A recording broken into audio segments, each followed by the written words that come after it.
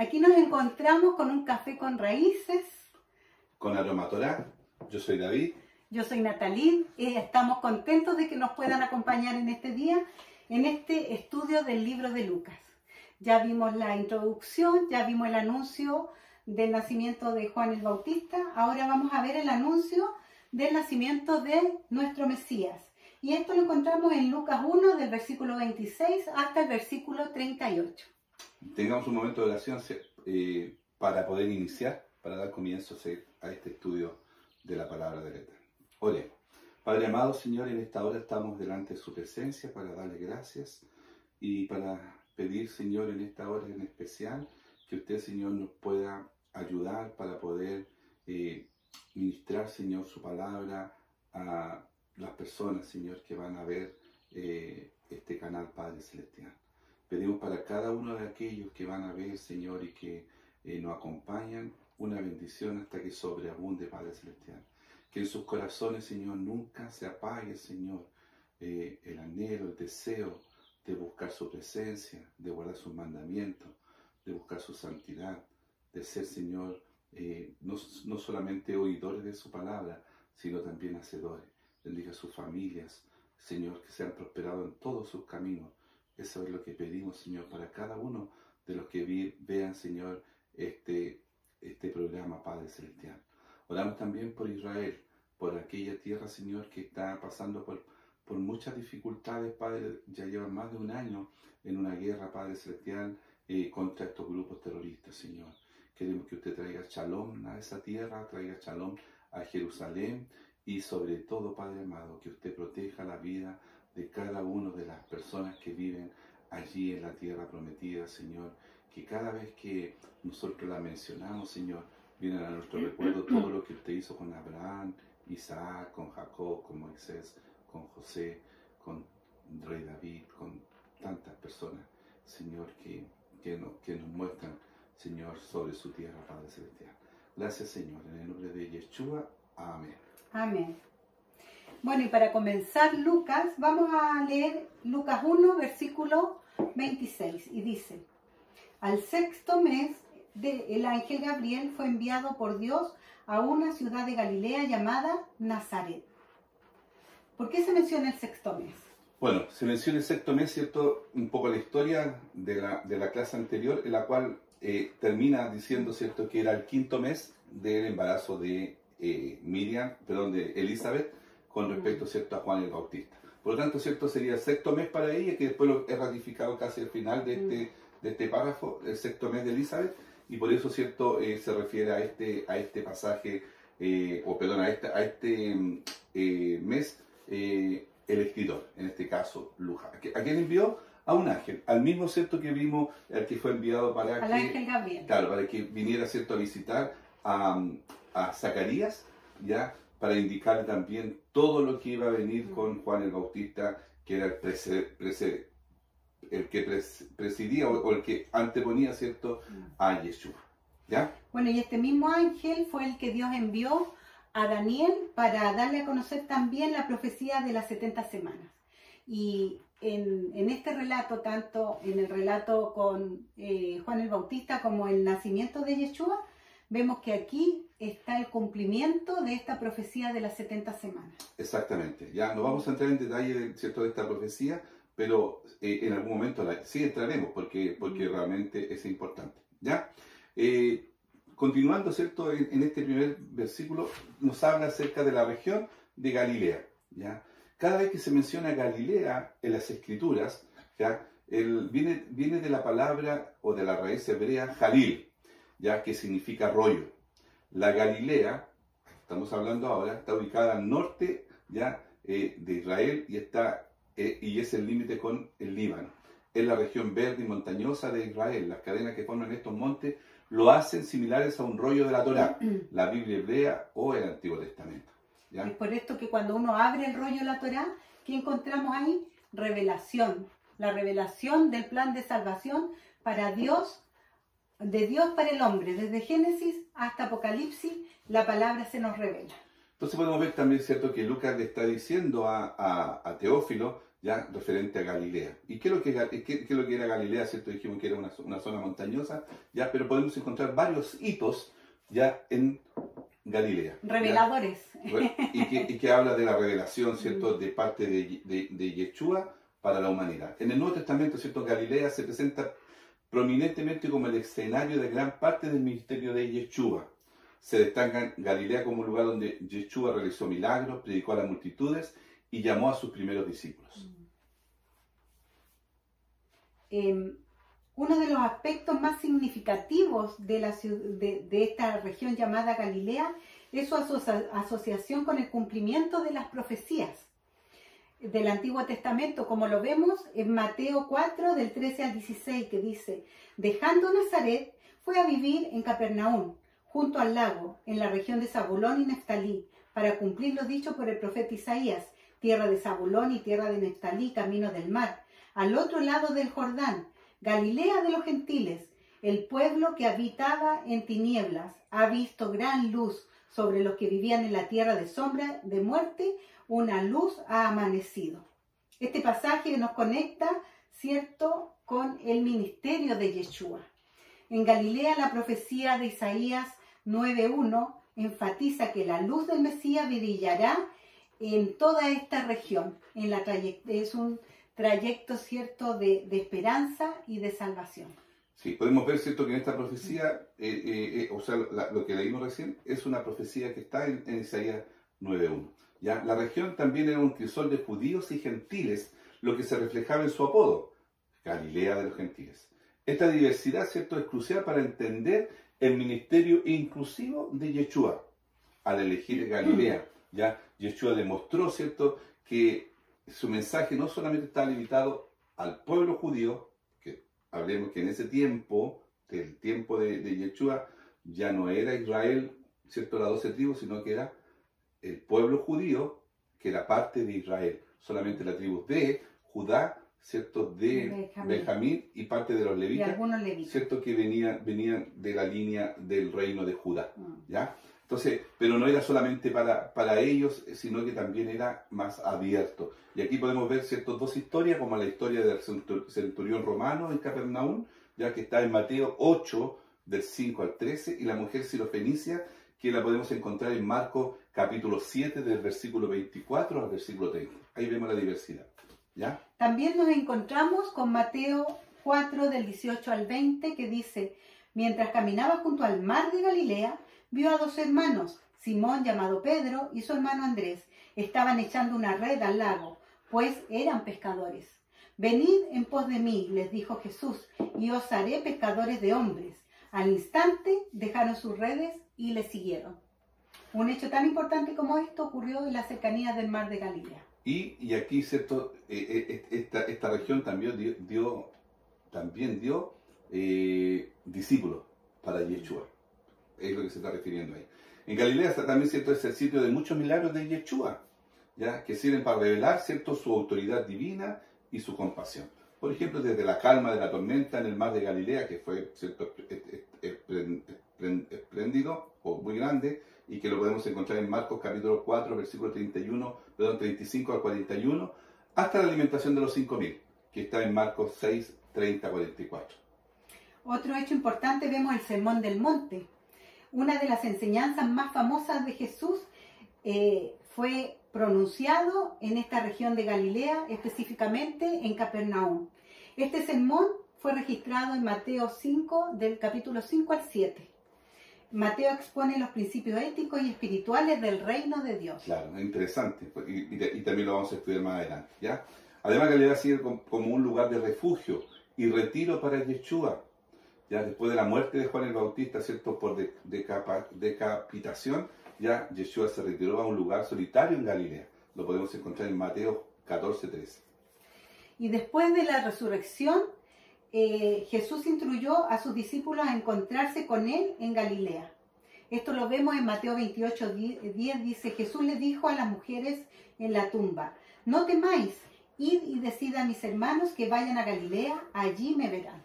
Y también, ¿cierto?, también podemos encontrar que de allí en Galilea, ¿cierto?, Yeshua da la gran comisión. Eso la podemos encontrar en Mateo 28, del 19 al 20. ¿Ya? Dentro de esta región está Nazaret. ¿Ya? Nazaret proviene de una palabra hebrea, de la palabra, cierta palabra Nazaret, viene del hebreo Natzrat. Natzrat. Este nombre tiene varias interpretaciones posibles. Algunos creen que significa brote o significa retoño, ¿cierto? En referencia a la palabra Netzer hebrea, Netzer que significa rama, ¿ya? Otro dice que se relaciona con la palabra Natzar, ¿ya? Que significa guardar o proteger, ¿ya? Entonces podríamos decir que Nazaret podría significar lugar de los retoños, lugar de las ramas o lugar protegido, ¿ya? Ahora, siempre, ¿por qué nos detenemos tanto en el nombre de Nazaret? ¿Ya? Debemos recordar de que todo lo que pasó en la vida de Yeshua está relacionado con un hecho profético, ya sea dado por la Torá, ya sea dado por los profetas, o ya sea, ¿cierto?, dado por los escritos por los salmos, o por los salmos también, ¿ya? Entonces acá vemos, ¿cierto?, cómo relacionamos esta ciudad con algunos pasajes proféticos, ¿ya? Por ejemplo, en Isaías 11.1. Claro, en Isaías 11.1 dice: saldrá una vara del trono de Isaí y un vástago retoñará en sus raíces. Aquí vemos, ¿cierto?, que en el caso de Nazaret vemos que guarda las promesas que Dios le hizo a la humanidad. Y aquí lo vemos justamente aquí con esta historia, ¿cierto?, que saldrá la vara del trono de Isaí. Sabemos que Isaí es el padre del rey David. Y desde ahí viene la promesa davídica. Exactamente. También en Isaías 60:21 dice: tu pueblo, todos ellos serán justos para siempre. Heredarán la tierra, renuevos de mis plantíos, obra de mis manos para glorificarme. ¿Ya? En Daniel 11:7 dice: pero un renuedo, un Natzar, un renuedo de sus raíces, se levantará sobre su trono y vendrá con ejército contra el rey del norte y entrará en la fortalecerá y hará en ellos a su arbitrio y predominará. ¿Ya? Nazaret, como parte de Galilea, también era objeto de menosprecio, ¿ya? No solamente cosas, ¿cierto?, positivas, sino también, ¿cierto?, por ser una región histórica, había mucha hostilidad hacia, ¿cierto?, los habitantes de allí. Por eso, por ejemplo, lo dice en Juan: Natanael le dijo: ¿de Nazaret puede salir algo bueno? ¿Ya?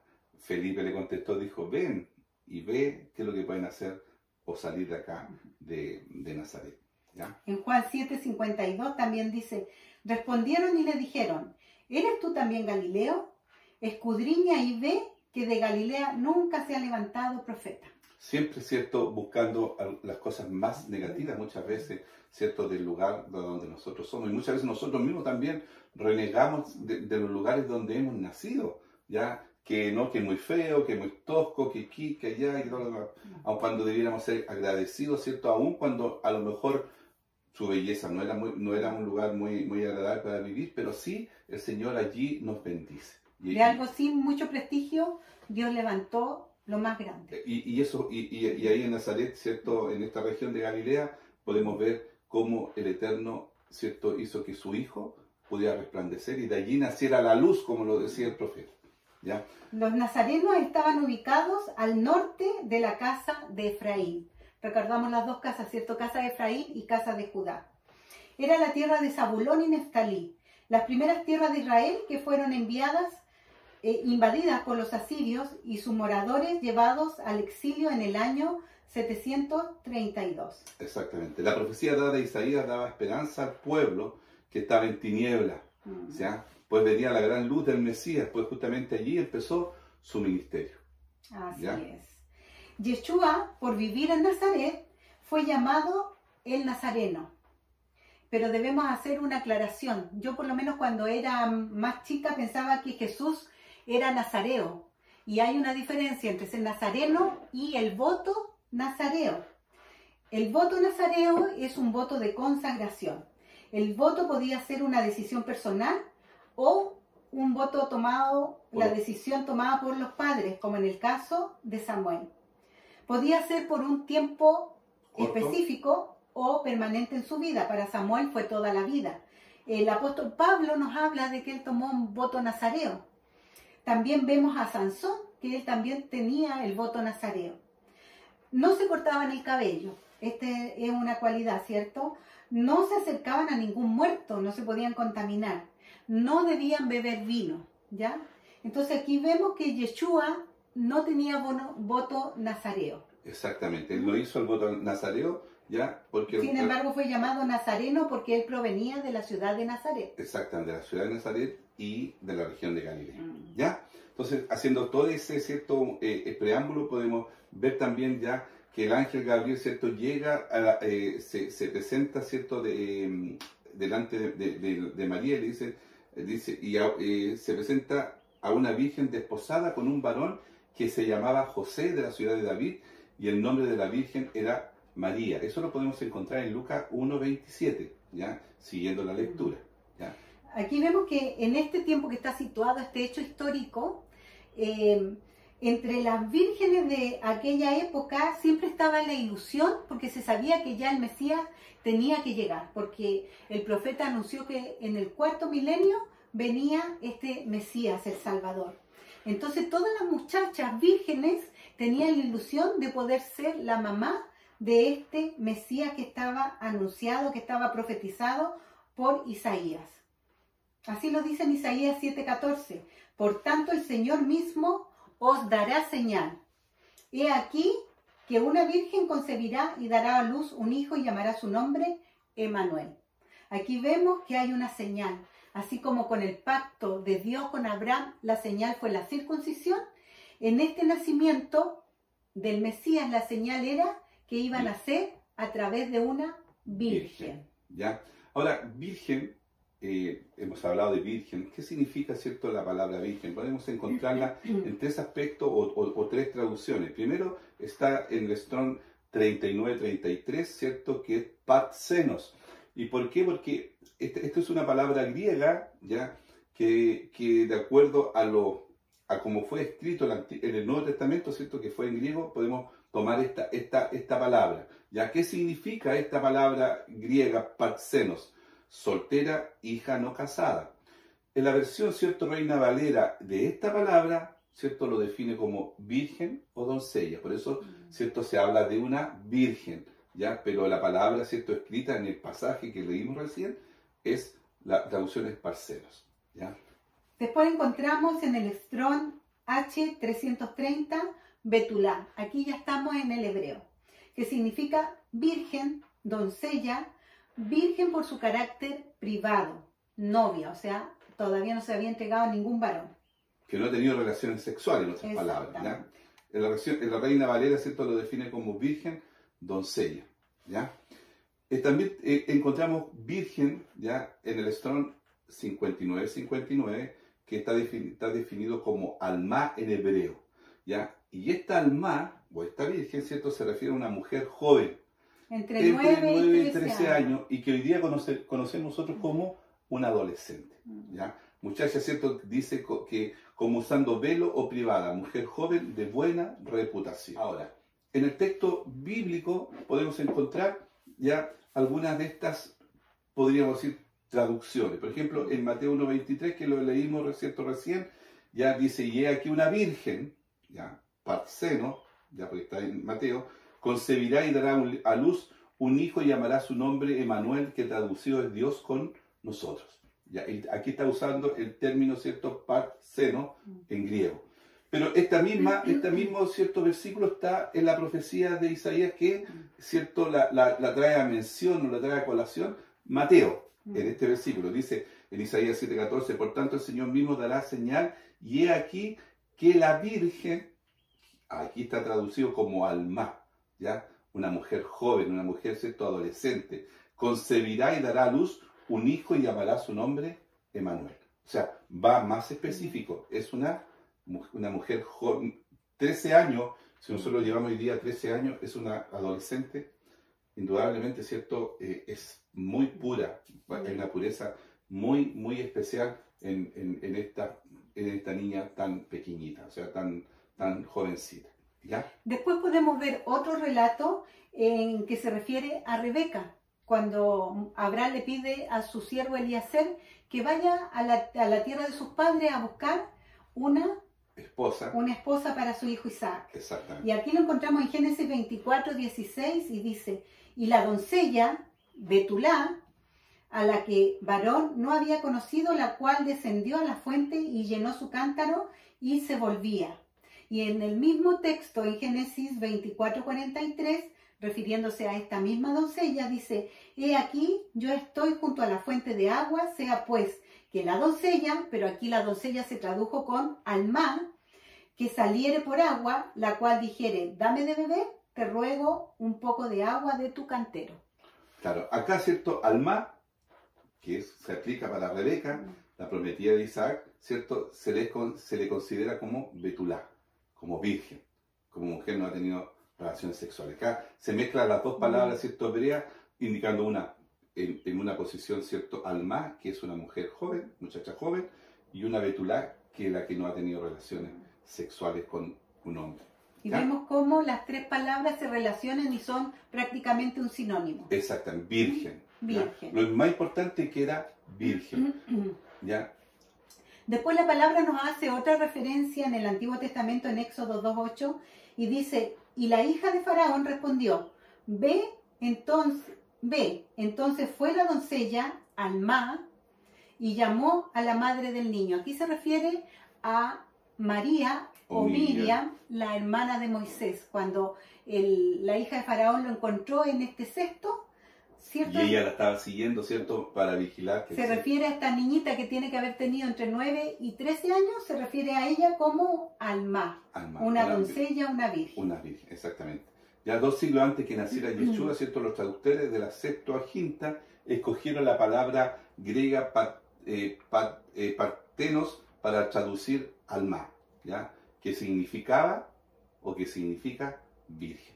Lo más importante en esto, hermano, al poder, ¿cierto? Colocar todas estas definiciones, es principalmente, ¿cierto? Muchas veces nosotros escuchamos algunas corrientes y que de alguna forma, ¿cierto? Mezclan estas palabras, ¿ya? Lo que nosotros queremos dejar claro desde nuestra posición, ¿cierto? Nat y yo y mía, es que acá el texto, independientemente cuál sea la palabra y cuál sea, ¿cierto? Teológicamente o buscando algo más, era una virgen. Era una muchacha joven, adolescente María o Miriam, ¿cierto? Y era una muchacha que no había tenido relaciones sexuales porque se había desposado hacía poco. Y en el transcurso de este estudio vamos a ver, ¿cierto?, qué significa ser desposada, ¿ya? Bueno, y en el contexto histórico vemos que la virginidad para esos tiempos era de suma importancia. No se podía tener relaciones antes del matrimonio, ¿verdad?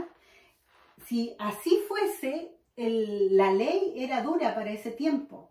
Si una mujer tenía relaciones con un varón, éste tenía la obligación de casarse con ella, ¿verdad?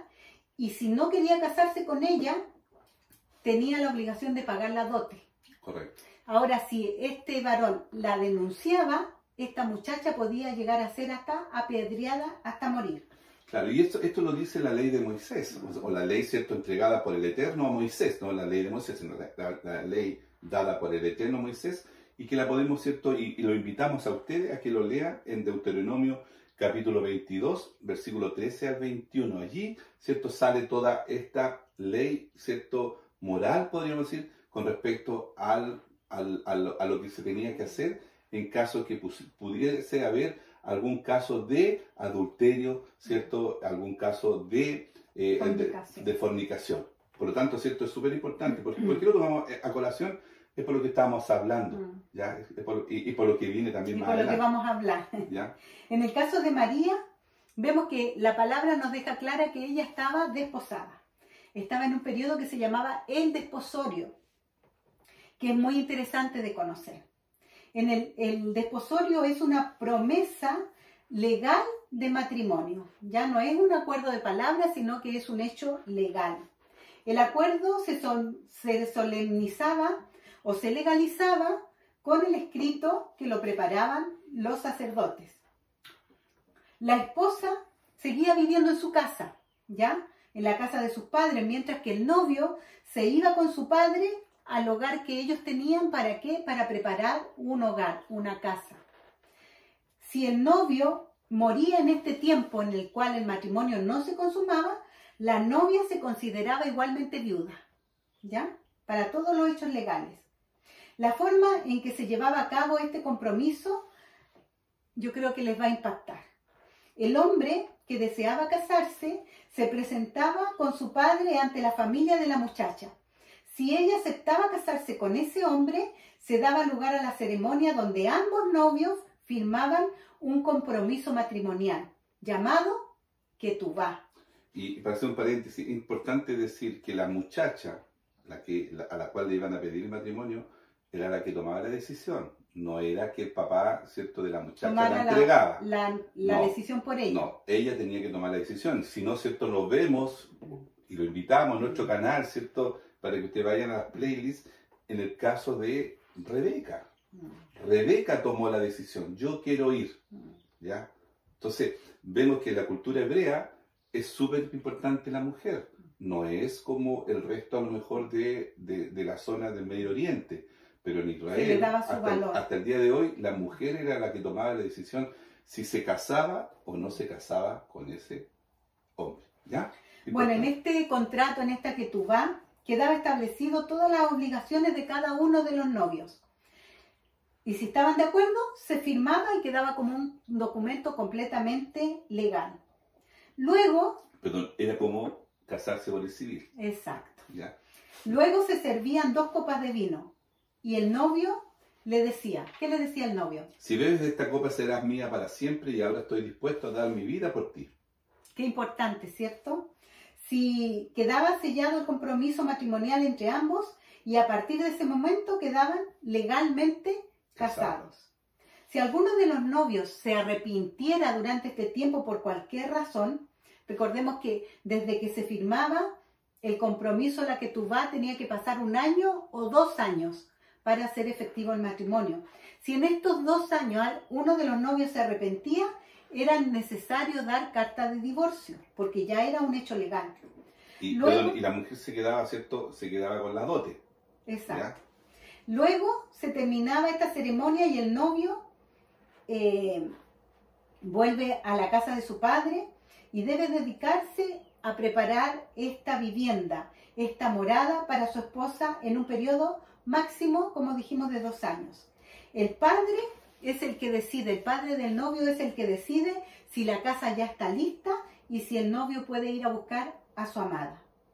En este tiempo, por otro lado, la novia también tenía que tener una preparación en la cual ella preparaba todo su ajuar. Y entre esas cosas era obligación que la novia se diera un baño ritual de purificación. Y debía preparar también una lámpara que tuviera aceite, porque sabemos que el novio iba a llegar al término de un día. Y para los efectos hebreos, el día termina con la caída del sol. Entonces es necesario, claro, se iba a oscurecer, es necesario que la novia esté preparada con una lámpara. Esto era una costumbre en la época para que no le pasara al novio lo que pasó a Jacob, que él trabajó por Raquel, pero el papá le puso a Lea y él se dio cuenta al día siguiente. Entonces así se alumbran los novios, se ven que son los que corresponden y se da paso al matrimonio. Cuando viene el novio con su familia, viene con sus amigos alegres, con gritos, con sonidos de instrumentos y con el sonido del shofar. La novia sale a su encuentro con su lámpara encendida y allí se celebran las bodas.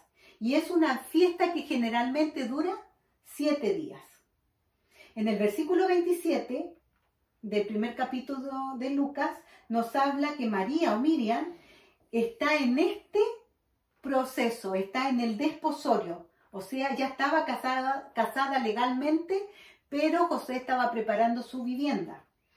Ella se estaba preparando también con su ajuar, con su baño ritual, ¿cierto? Y en eso, que ella estaba en este periodo de preparación, se le aparece el ángel con esta tremenda noticia, ¿cierto? Y por su parte, José estaba preparándose para encontrarse también con su amada. ¿A qué te recuerda todo esto del desposorio? Claro, ahora podemos empezar, de acuerdo a lo que tú nos explicaste con respecto al desposorio, vámonos ahora a la palabra del Eterno. ¿Ya? Recordemos que Israel se formó, ¿cierto?, de los hijos de Jacob. ellos fueron llevados a Egipto y fueron esclavizados, ¿cierto? Por más de 200 años allí. Luego, ¿cierto? Se levantó Moisés los sacó de la tierra de Egipto y llegaron al monte ¿cierto? Al monte Sinaí, donde, ¿cierto? Moisés es llamado por Dios porque allí, ¿cierto? Se iba a celebrar algo muy especial, una boda. ¿Entre quién? Entre el pueblo de Israel y Dios, ¿ya? Moisés fue llevado, ¿ya? Escribió, ¿cierto? Dios de su mismo puño y letra, ¿cierto? Escribió, le habló a su prometida y ellos le repitieron, sí, haremos. Todo lo que nos dice Dios. Todos se comprometieron a acatar lo que ¿ya? Iba a estar escrito en esas tablas. Exactamente. Entonces, ¿cierto? Y ahí se estaba escribiendo ¿cómo se llama? La Ketubá.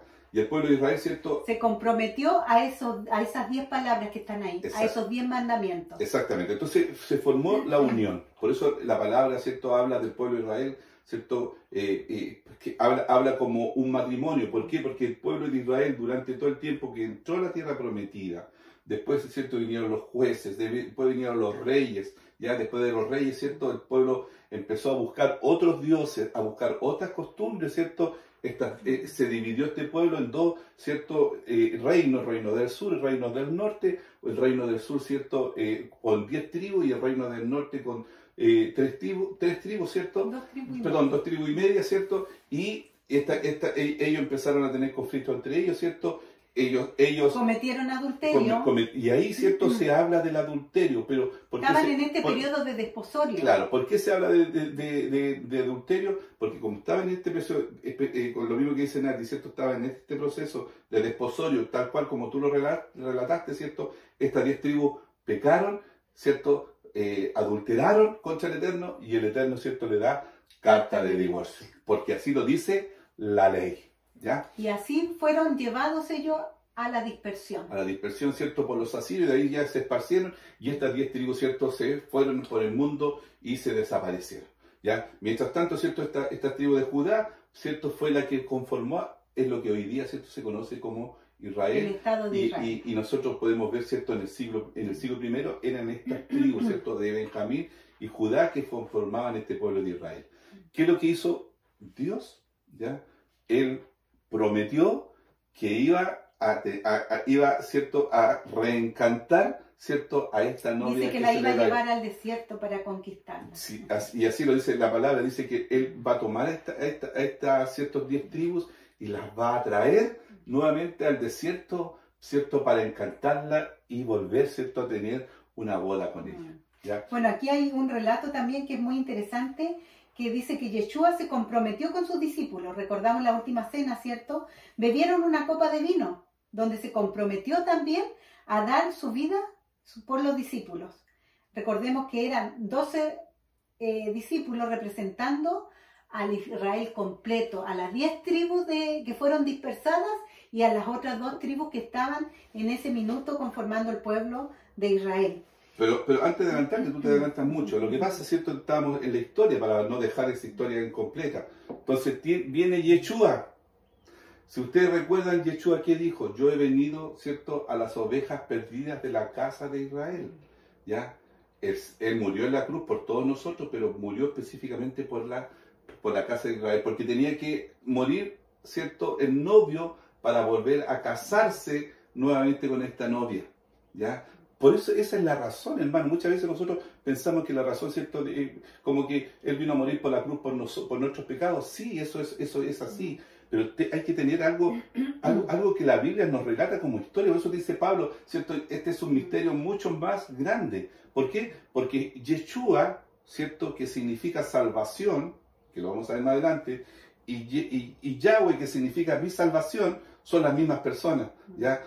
Tuvo que morir, ¿cierto? Yeshua, levantarse de los muertos para poder volver a casarse con esta, ¿cierto? Novia, que son las 10 tribus perdidas. A la que se le había dado carta de divorcio. Y ahí, ¿cierto? Nos conectamos con los 12. ¿Por qué no eligió 3, 4? Eligió 12 discípulos, que están relacionados, ¿cierto? Con las 12 tribus. Todo lo que nosotros podemos ver está conectado, ¿ya? O sea, estos 12 discípulos que estuvo con él, ¿cierto? Representan las 12 tribus de Israel también, pero también representa de que Yeshua, ¿cierto? Él va a venir ahora, que ya ahora es un novio nuevo y que, ¿cierto?, este pueblo de Israel ya tienen estas tribus, más todas las otras tribus tienen que creer en él, ¿ya? ¿Por qué? Porque ahora el novio ya está vigente, el novio ya está esperando para consumar este matrimonio. ¿Y cuándo se va a consumar? Cuando él venga.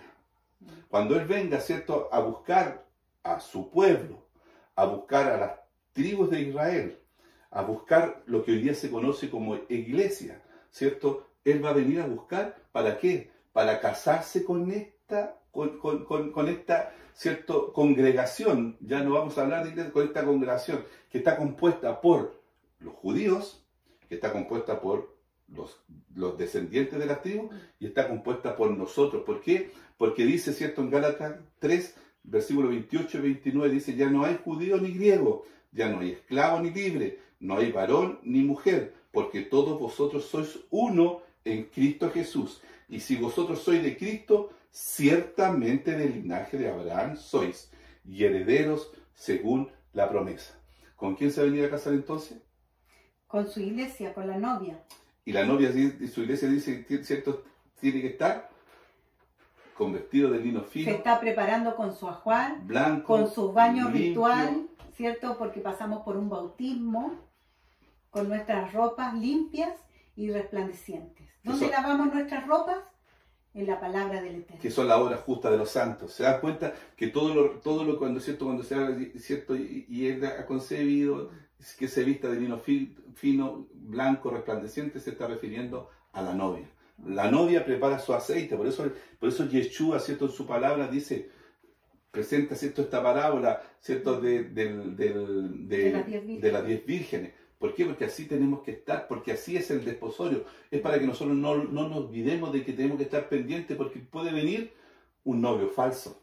Y ¿ya? que va a aparecer el anticristo. Y nosotros que estamos aquí, ¿cierto? Estamos aquí pendientes, ¿cierto? ¿Y cómo lo vamos a reconocer? Claro, y estamos pendientes, ¿cierto? Estamos diciendo, va a venir como ladrones en la noche, hermano. No, tenemos que estar preparados como las vírgenes que estaban, ¿cierto?, cuidando con su lámpara encendida llena, para ver bien qué novio es el que estamos esperando, el anticristo, o vamos a mirar a nuestro Yeshua. Debemos saber reconocerlo. Claro, o sea, por eso le digo, o sea, realmente el ladrón en la noche hay que tener cuidado, porque solamente el ladrón en la noche es el anticristo, porque Yeshua no puede venir como ladrón. Él es puro, él es justo. Él nos hace saber, ¿cierto?, cómo debemos prepararnos para saber que Él va a venir y dice, y con un abrir y cerrar de ojos, ¿cierto?, nos va a llevar a su presencia. ¿Ya? Es interesante. Eso es lo que debemos nosotros tener en cuenta. ¿Ya? Otro dato importante, ¿cierto?, en el verso 27 habla acerca de José. Joseph dice que es de la casa de David. ¿Ya? ¿Qué puedes hablar tú con respecto a David? Recordemos que Dios hizo un pacto con David, que le prometió que David tendría un descendiente que se sentaría en su trono para siempre. Esto lo vemos en 2 Samuel 7, del 8 al 16, para que lo puedan leer. Y justamente Lucas destaca que José era de la casa de David, es decir, cumple requisito José. Correcto, porque ahí en el versículo 12 dice, cuando tus días sean cumplidos, esta es la promesa, y duermas con tus padres, hablándole a David, yo levantaré después de ti a uno de tu linaje, el cual procederá de tus entrañas y afirmará su reino. Él edificará casa a mi nombre y yo afirmaré para siempre el trono de su reino. ¿Quién era? Yeshua. Yeshua, ¿cierto? Es el Mesías, prometido desde el inicio de la palabra del Eterno, de la palabra del Señor. ¿Ya? Mesías es Mashiach en hebreo. ¿Ya? En griego es Christos.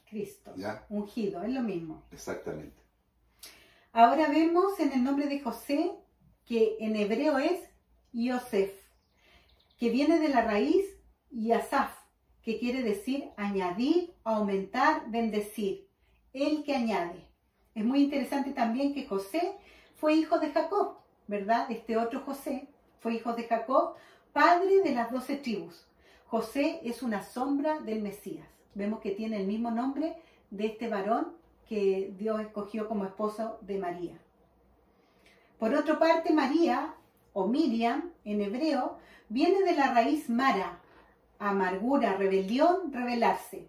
Si juntamos los dos nombres, porque recordemos que los nombres nos traen propósito, si juntamos estos dos nombres de Miriam con Joseph, este matrimonio, ¿verdad?, resulta algo interesante. Dice que significa, a pesar de la rebeldía, Dios bendecirá con un hijo que sería el Mesías.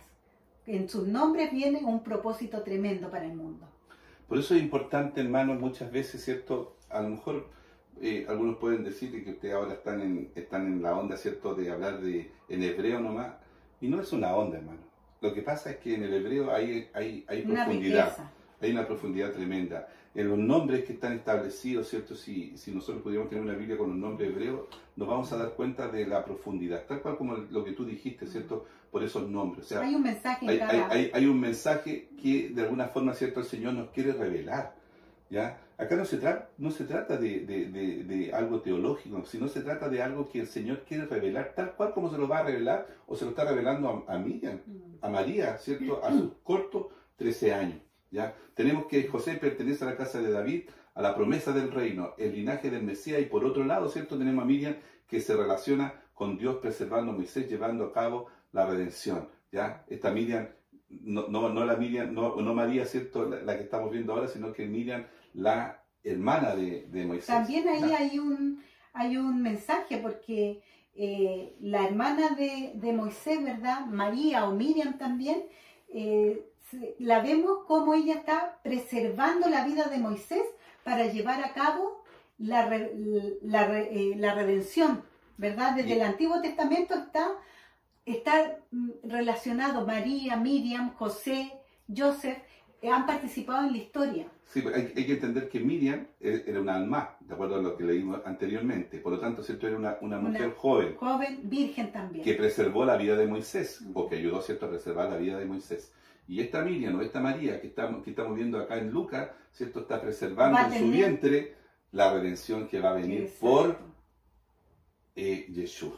¿Ya? En el versículo 28 dice: y entrando el ángel en donde ella estaba, dijo: salve, muy favorecida, el Señor es contigo, bendita tú entre las mujeres. En otras palabras, el ángel le está diciendo: regocíjate, gózate, has sido muy favorecida. Recordemos que en el momento histórico y profético en el que estamos viendo esta historia, se esperaba la llegada de este Mesías, y se esperaba esta señal que había sido anunciado a través de Isaías, que una virgen era la encargada de dar vida a este Mesías. Claro, y acá, ¿cierto?, dice: salve, eres muy favorecida, muy. No solamente eres favorecida, sino que eres muy favorecida. O sea, de entre todas tú eres la más favorecida, porque en tu vientre va a haber, ¿cierto?, él, o va a estar el Salvador de este mundo. Fue la elegida. ¿Ya? Así que salve, ponte contenta, no te asustes, no tengas miedo, ¿ya? Porque tú eres, se dice, tú eres bendita entre todas las mujeres de Israel, ¿ya? O sea, el Yeshua iba a venir por una mujer israelita, ¿ya? Y vino por una mujer israelita que se llamó María, ¿ya? En Lucas 29 dice: más ella, cuando le vio, se turbó por sus palabras y pensaba: ¿qué salutación sería esta? María dice que se turbó, al igual que Zacarías, pero su reacción fue diferente, ¿verdad? Porque ¿cuál fue la reacción de Zacarías? Tuvo temor y tuvo duda. Y dudó, ¿cierto? Como nosotros siendo viejos, ¿cierto? En cambio María, ¿cierto?, dice: se turbó. Se turbó porque dijo: ¿qué saludación es esta? Porque era como, ¿cierto?, un saludo muy ¿cierto?, alegre, poco usual. Y poco usual, ¿cierto? Y frente a este hecho importante, ¿ya? El versículo 30 dice: entonces el ángel le dijo: María, no temas, porque has hallado gracia delante de Dios. Esto que aquí coloca Lucas es muy importante. Dice que María halló gracia delante de Dios. A veces decimos que María, como que hubo un mérito en ella, porque fue o sea, nadie lo pone en duda, pero de verdad fue una mujer virgen que se estaba guardando para su esposo. Era una mujer, vemos que estudiosa de la Torá porque sabía todo lo que iba a pasar, conocía las profecías, ¿verdad? Pero dice que Dios halló gracia en ella. ¿Y qué significa gracia? Significa regalo inmerecido. Correcto. Acá, haciendo un paréntesis en esto, ¿cierto? Lo que tú dices es súper importante, hermano. Dios va a hacer la obra, Dios va a hacer la obra en cualquier persona, pero busca también en aquellos que le buscan, en aquellos que buscan su en espíritu y en verdad, dice la palabra. Como dice la palabra, ¿cierto? En espíritu y en verdad. Lo más probable es que María, ¿cierto?, haya sido una muchachita que a sus cortos años, que no sabemos la edad, ¿cierto?, más o menos, pero pongamos un promedio de 13 años, adolescente, ella buscó durante toda una vida, ¿cierto?, guardar los mandamientos, ser obediente, agradar a Dios, leer la Torá, vivir en santidad, ¿ya? Y ella estaba cumpliendo también, ahora que iba a ser, ¿cierto?, se estaba casando para guardarse de acuerdo a lo que, ¿cierto?, la ley decía. La ley estaba diciendo, ¿ya? Pero como dices tú, frente a toda esta, y no solamente ella, es lo más probable que muchas muchachitas hacían lo mismo, ¿ya? Pero ella halló gracia, ¿ya? O sea, Dios la miró, ¿cierto? Y dijo, ya, ella es, ¿ya? Porque seguramente ella no buscaba aparentar nada, ella no buscaba, ella deseaba, ¿cierto? Anhelaba, ¿ya? Poder agradar a Dios, ¿cierto? De todas formas, y por eso Dios, ¿cierto? Le dio este regalo inmerecido. ¿Ya? El milagro que vemos aquí es que Dios mismo dice que se vistió de humanidad, de carne humana, para cumplir la obra de redención. Y de esto nos habla toda la Biblia, desde el Génesis hasta el Apocalipsis. Tenemos un Adán que dice que estaba vestido de luz, ¿verdad?, en el Edén, pero cayó en pecado y se encontró desnudo. De repente se encontró desnudo. Y por otro lado tenemos a Dios, que está vestido de gloria y que Él se vistió de humanidad para venir a cumplir este plan de redención. Es por esto que el relato en Lucas comienza con una familia sacerdotal. Vemos que Zacarías y Elizabeth son de una familia sacerdotal. ¿Y qué es un sacerdote? Es un mediador entre Dios y los hombres. Y Yeshua, nuestro Salvador, Él es mediador, nuestro mediador que vino con el propósito, ¿cierto?, de darnos redención. Claro, eso es súper importante en esto, hermano, también de indicar de que Dios no puede habitar en ningún lugar, ¿ya? Dios no habita. Dios es espíritu. Dios no habita, dice su palabra, si ustedes estudian, ¿cierto?, el Antiguo Testamento, la Torá, dice que Él no lo podía contener ahí donde estaba el lugar santísimo, no lo podía contener, ¿ya? Pero Él, ¿cierto?, hizo todo el esfuerzo, imagínense, porque Él era Dios y no lo podía contener, Él hizo todo el esfuerzo para que el hombre, ¿cierto?, pudiera ver a Dios.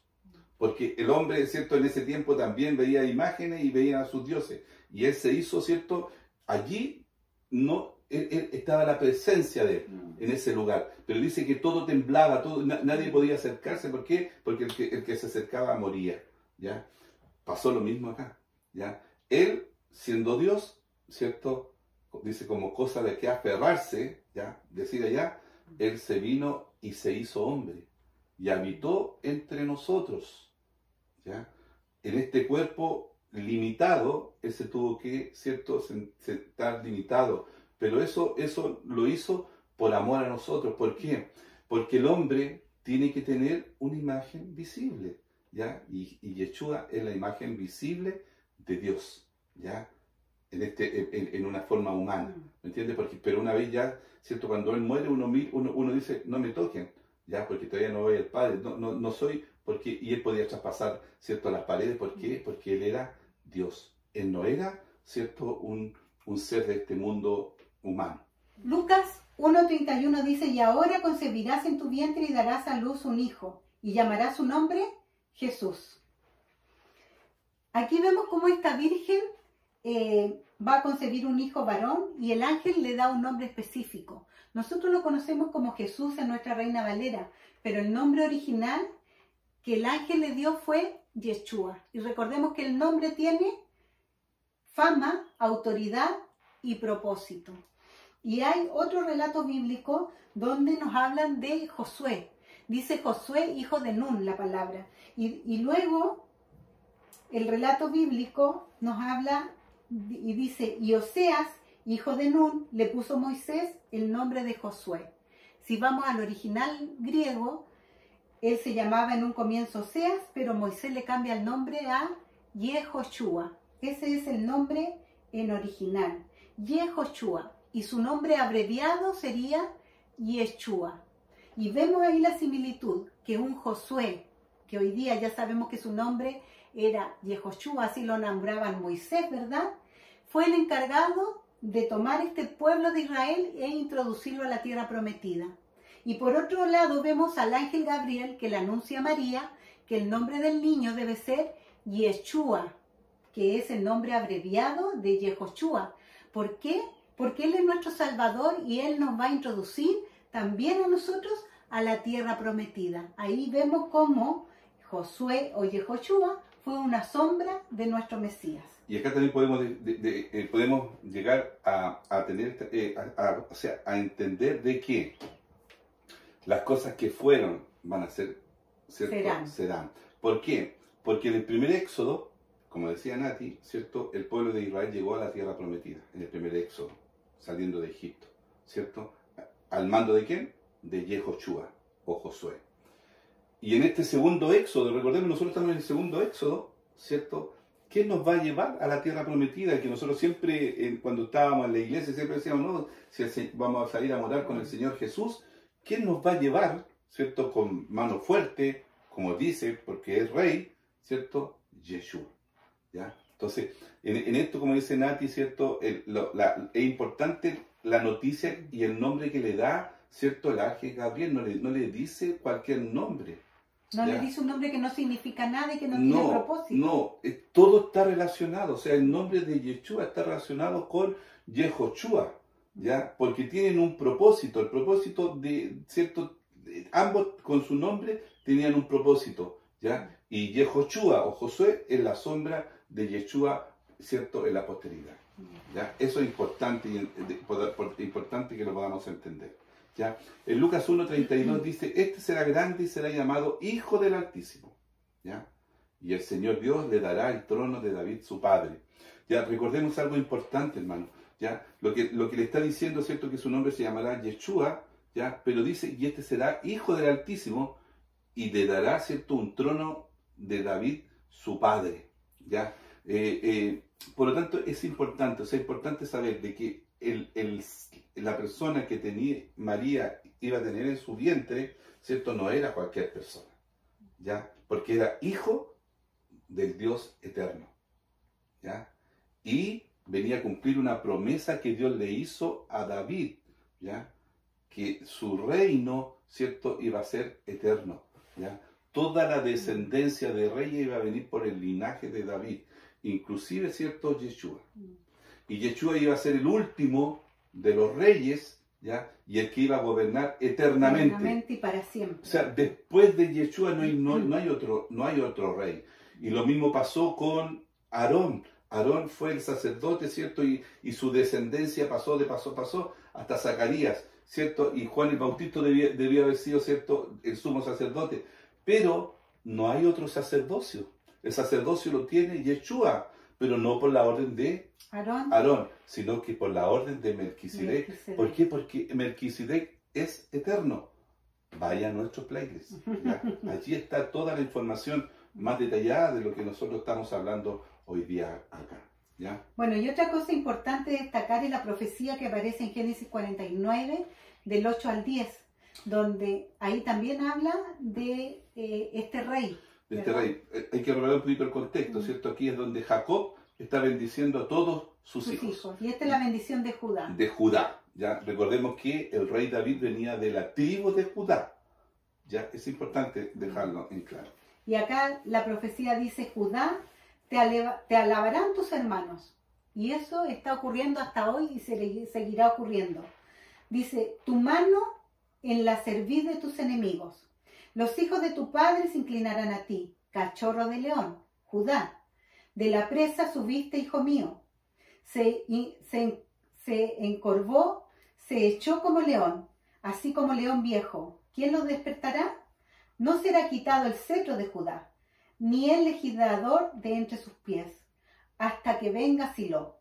Y a él se congregarán los pueblos, en obediencia, ¿verdad? Ya. Se menciona, ¿cierto?, el centro de autoridad que es Yeshua. Aquí está hablando de Yeshua en la parte final, porque Silo está asociado, ¿cierto?, a Yeshua. Lo podemos ver en el Strong 7886, ¿ya? Es el apodo del Mesías, Silo, ¿ya? Por lo tanto, ¿cierto?, acá Jacob está haciendo una profecía también con respecto, mesiánica, totalmente mesiánica, hasta el último tiempo. Dice, tus hermanos se inclinarán a ti, los hijos de tu padre, o sea, los hijos de tu padre, que soy yo, se van a inclinar a ti, y así fue. O sea, los descendientes de Judá fueron los que llevaron el reinado, podríamos decir, de Israel, ¿ya? Pero el último, ¿ya? Va a ser Silo. Y él, ¿cierto?, va a ser el centro, él va a ser eterno. Sí, dice, ¿ya? Hasta que venga Silo. Y Silo ya vino.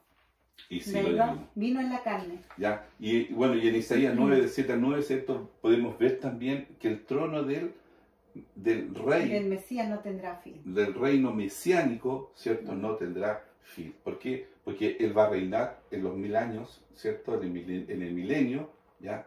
Pero después vamos a ir a reinar, ya no en la tierra, vamos a ir a reinar con él eternamente, ¿ya? Y reinará, Lucas 1:33, y reinará sobre la casa de Jacob siempre, para siempre, y su reino no tendrá fin. Esto fue profetizado por Isaías, ¿verdad? Que ya lo vimos. Dice que reinará sobre la casa de Jacob. ¿Por qué Lucas menciona la casa de Jacob? Jacob, sabemos que su significado en hebreo es perseguir, seguir algo, atravesar, atrapar por el talón. Eso fue lo que hizo Jacob en el vientre de su madre, ¿verdad? Él se agarró del talón de Esaú porque Jacob quería nacer primero, porque él anhelaba primogenitura. A nosotros en la escuela dominical nos enseñaron que Jacob era usurpador, pero eso no tiene nada que ver con el nombre en hebreo. Él valoró siempre la primogenitura y valoró el pacto, ¿verdad?, que hizo Abraham con Isaac y con Jacob, su padre. Y vemos acá la importancia de Jacob, porque a través de él llegamos a la descendencia de el Mesías. Acá es importante también, yo creo, recalcar un poquito, ¿cierto?, ¿por qué se refiere a Jacob? Ya, si nosotros vamos a la historia de Jacob, ¿cierto?, Jacob se agarra del talón. Jacob, ¿cierto?, ve que su hermano está menospreciando la primogenitura, y él se encarga de obtenerla, de valorarla y de alguna forma de obtenerla, ¿ya? Sabía que su padre tenía que bendecirlo para que él tomara la primogenitura, porque él sabía que la primogenitura era importante, ¿ya? Recordemos que Jacob tenía 2 hijos, Esaú y Jacob. Si Esaú era el primogénito porque nació primero, ¿cierto? Por lo tanto, Esaú fue primero. Por eso, Esaú fue primero. Por lo tanto, ¿cierto?, si la bendición hubiera sido dada a Esaú hubiera ido por el linaje de Esaú, ¿ya? Recordemos que Esaú también tuvo 12 príncipes, ¿ya?, que también está relatado en el texto hebreo. Por eso le invitamos, hermanos, a que ustedes vayan a nuestra playlist, porque allí está también, ¿cierto?, indicada en las parachá. Entonces tenía 12 tribus, pero sabemos que Herodes era, ¿cierto?, era de la descendencia de Esaú. Por lo tanto, ¿quién fue Herodes? O sea, la bendición sí o sí iba a ser dada por el Padre, porque así estaba establecido también por el Eterno. Pero por eso Jacob tuvo que luchar por esa primogenitura, porque pasaba lo mismo que en el huerto del Edén. Y disculpa que me detenga en esto, porque en el huerto del Edén Dios le dijo, mira, del árbol de la ciencia y el bien tú no comerás. ¿Ya? ¿Por qué? ¿Qué hubiera pasado con el hombre si hubiera comido? Hubiera sido eternamente desobediente. ¿Me entiendes?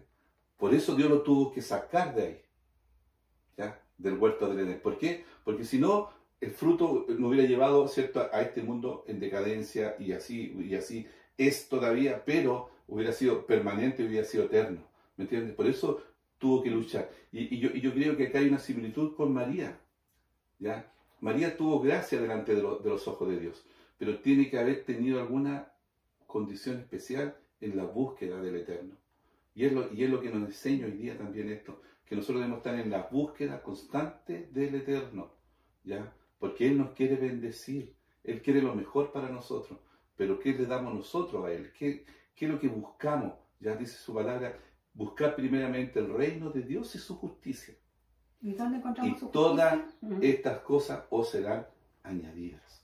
Y eso lo entendió bien Jacob, lo entendió bien María. ¿Ya? Bueno, en Lucas 1:34 dice, entonces María dijo al ángel, ¿cómo será esto? Pues no conozco varón. María pregunta, ¿cierto?, ¿cómo va a ser posible si ella no había tenido nunca intimidad con un varón? Ella se define como a ella misma como virgen, como un alma, ¿verdad? Porque no había conocido un varón. Entonces, ¿cómo puede suceder eso? Y aquí vemos, ¿cierto?, que es únicamente porque, como dice la palabra, el Espíritu de Dios, el Ruach del Eterno, se posó sobre ella. Ya. Y eso lo dice en Lucas 1:35, dice, respondiendo el ángel, Gabriel le dijo, María, el Espíritu Santo, el Ruach, vendrá sobre ti y el poder del Altísimo te cubrirá con su sombra, por lo cual también el santo ser que nacerá será llamado Hijo de Dios. Y sabes, bueno, y acá es lo que de alguna forma recién conversamos también, ¿cierto? Que el Espíritu Santo muchas veces creemos que es de Pentecostés para allá. Porque, ¿cierto? Dice, porque, claro, justo como muchas veces nosotros leemos la palabra y la leemos así de forma literal, muy básica, ¿cierto? Decimos que y Jesús lo dijo, yo voy a ir a hacer morada para ustedes, pero dejaré un consolador, y ese consolador viene, ¿cierto? En Hechos capítulo 1, capítulo 2, ¿cierto? Cuando viene el consolador, en Hechos 2, ¿cierto? Viene el Espíritu Santo. Pero acá vemos que el Espíritu Santo ya estaba obrando en ese tiempo. Y obró poniendo su gloria sobre María. Entonces, claro, el Espíritu Santo, el Ruach, vendrá sobre ti. ¿Ya?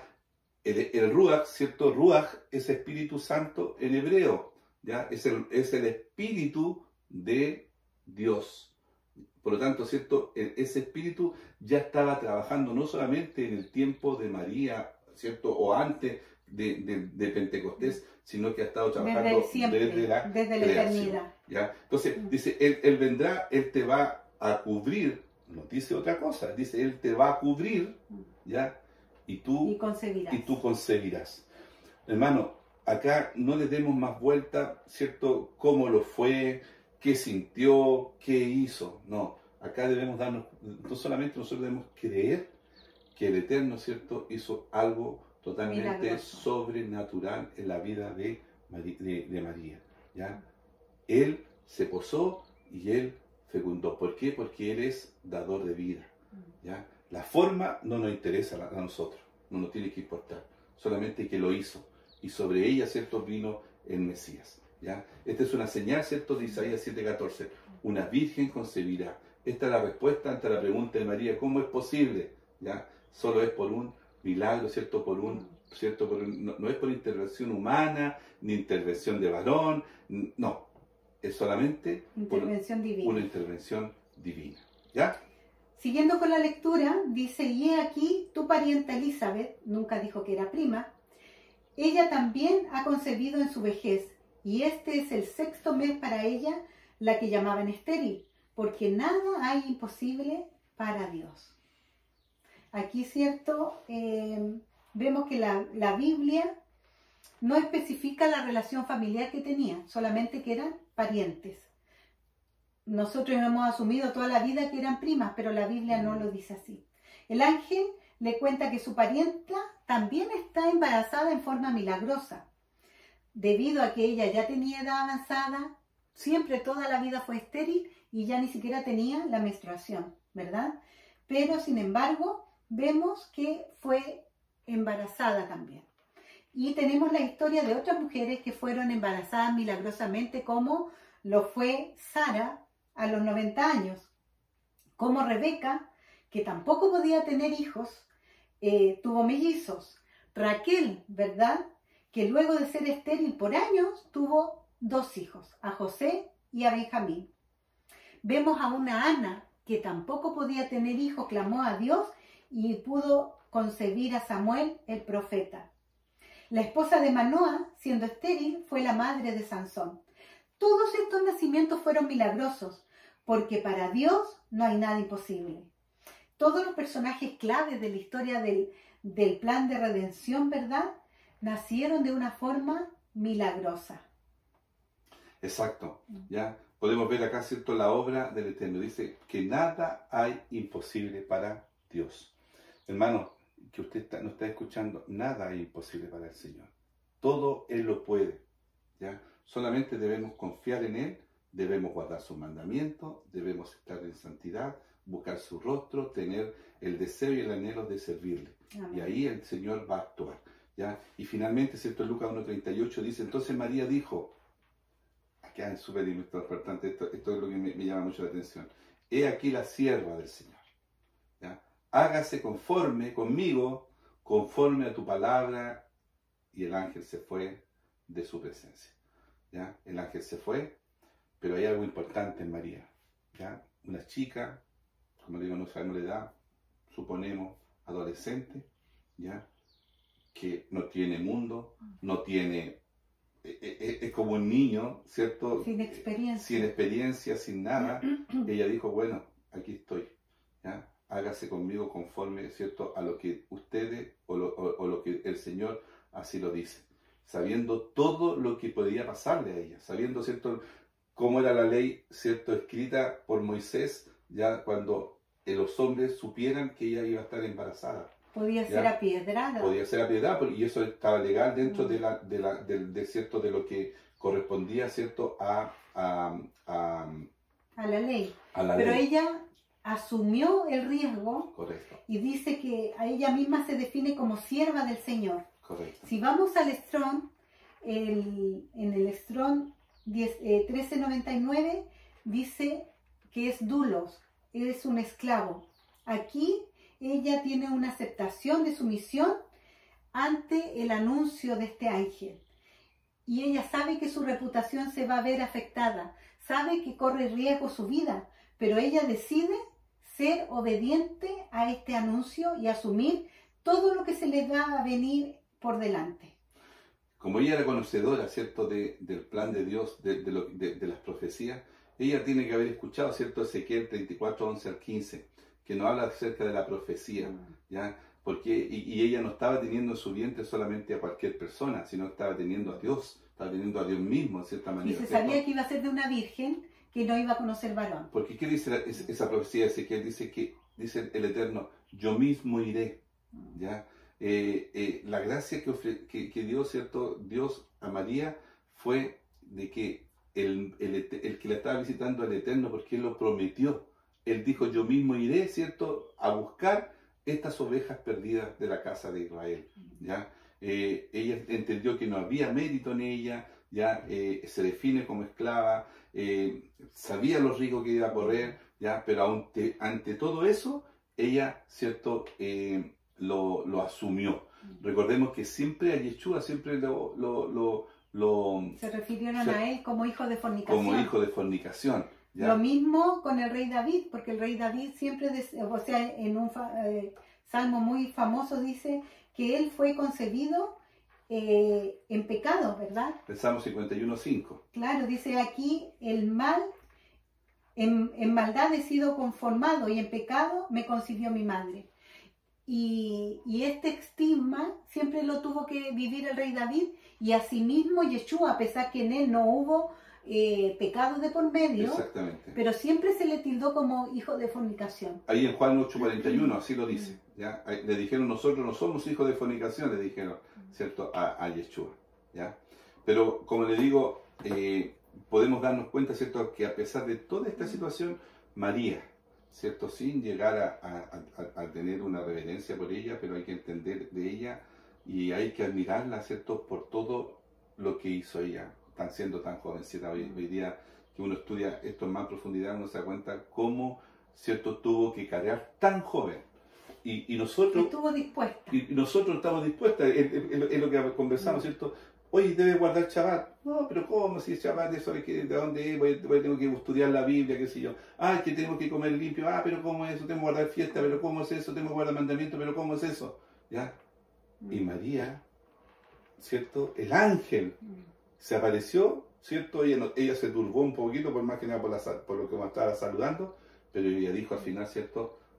Haz conmigo, como dice acá, haz conmigo conforme a tu palabra. Yo solamente soy como una esclava, como una sierva. Como una sierva.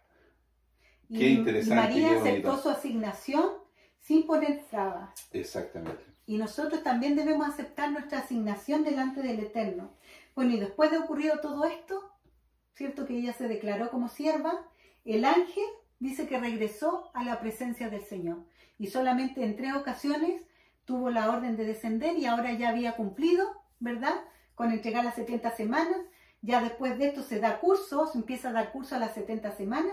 Misión cumplida del ángel, vuelve a la presencia del Señor y María queda con esta tremenda bendición. Ya.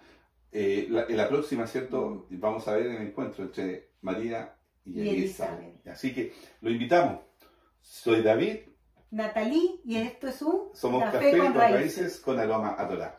Que el Eterno les bendiga, que el Eterno les guarde, que el Eterno haga prosperar todos sus caminos, ya que el Eterno traiga shalom, ¿cierto? Y ustedes, ¿cierto? Busquen y busquen más del Eterno. Amén.